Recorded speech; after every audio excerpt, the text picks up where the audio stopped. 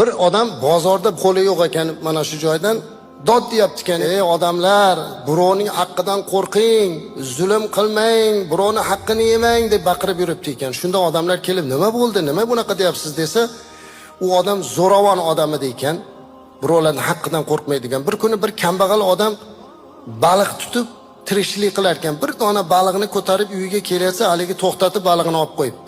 U yig'labdi, aytibdiki, ey birodar, meni bola chaqam bitta, har kuni bir baliq yeydi xolos. Shunga qarab o'tiribdi, iltimos degan ekan, urib haydabdi. Endi u baquvvat, kuchlik. Haligi odam ketayotib Alloh taologa yig'labdi, ey Robbim debdi. Bu odam mendan kuchlik. Men zaifman. Ammo sen undan kuchliksan-ku.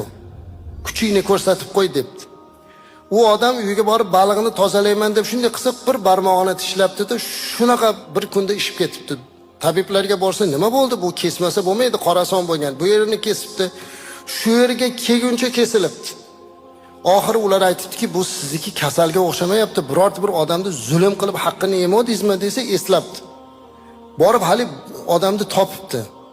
Sizni balig'ingizni men olib qo'yuvdim, esingizlarmi hozir?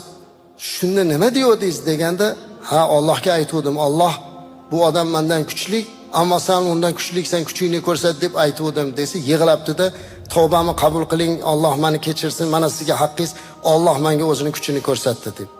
Shundan keyin shu yerga kelganda to'xtabdi. Buni odamlarga o'rnak bo'lsin deb bozorda baqirib yuribdi deydi. Birovning haqqini yeb qo'yib bemalol yuraman deyotgan bo'lsa adashadi.